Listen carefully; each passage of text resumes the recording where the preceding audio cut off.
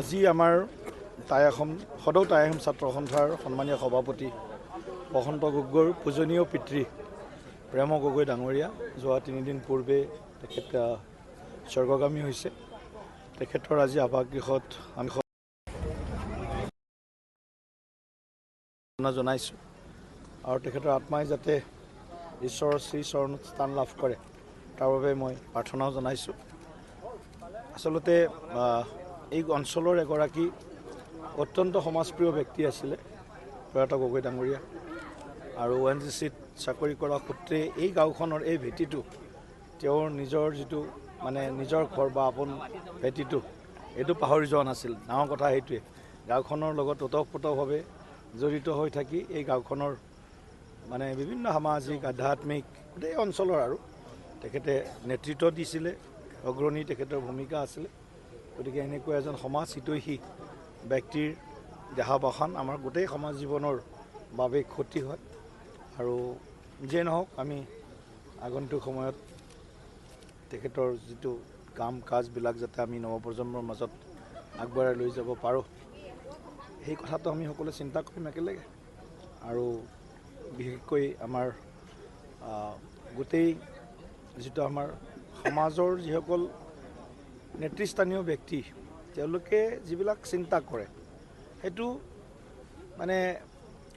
আগৰ যি প্ৰজন্ম সেই প্ৰজন্মলৈ সেইটো কঢ়িয়াই নিয়া দায়িত্বটো আমাৰ নিচিনা সংগঠন বা আমাৰ নিচিনা দল বা আমাৰ নিচিনা সমাজৰ চিন্তা কৰা সকলোৰে দায়িত্ব।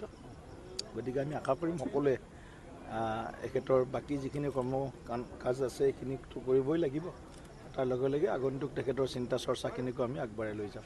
আজি আমাৰ সদৌ টাই আহোম ছাত্ৰ সন্থাৰ সন্মানীয় সভাপতি বসন্ত গগৈৰ পূজনীয় পিতৃ প্ৰেম গগৈ ডাঙৰীয়া যোৱা 3 দিন পূৰ্বে তেখেত স্বৰ্গগামী হৈছে। তেখেতৰ আজি আৱাসগৃহত আমি জনাইছোঁ আৰু তেখেতৰ আত্মাই যাতে ঈশ্বৰৰ শ্ৰী চৰণত স্থান লাভ কৰে তাৰ বাবে মই প্ৰাৰ্থনাও জনাইছোঁ। আচলতে এই অঞ্চলৰ এগৰাকী অত্যন্ত সমাজপ্ৰিয় ব্যক্তি আছিলে প্ৰয়াত গগৈ ডাঙৰীয়া আৰু ONGCত চাকৰি কৰা সূত্ৰে এই গাঁওখনৰ এই ভেটিটো তেওঁৰ নিজৰ যিটো নিজৰ ঘৰ বা আপোন ভেটিটো এইটো পাহৰি যোৱা নাছিল। ডাঙৰ কথা সেইটোৱে, গাঁওখনৰ লগত ওতঃপ্ৰোতভাৱে জড়িত হৈ থাকি এই গাঁওখনৰ বিভিন্ন সামাজিক আধ্যাত্মিক গোটেই অঞ্চলৰ আৰু তেখেতে নেতৃত্ব দিছিলে, অগ্ৰণী তেখেতৰ ভূমিকা আছিলে।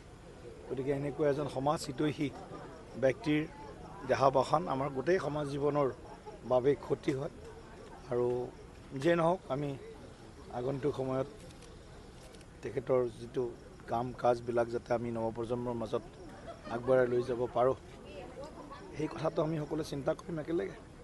আৰু বিশেষকৈ আমাৰ গোটেই যিটো আমাৰ সমাজৰ যিসকল নেতৃস্থানীয় ব্যক্তি তেওঁলোকে যিবিলাক চিন্তা কৰে সেইটো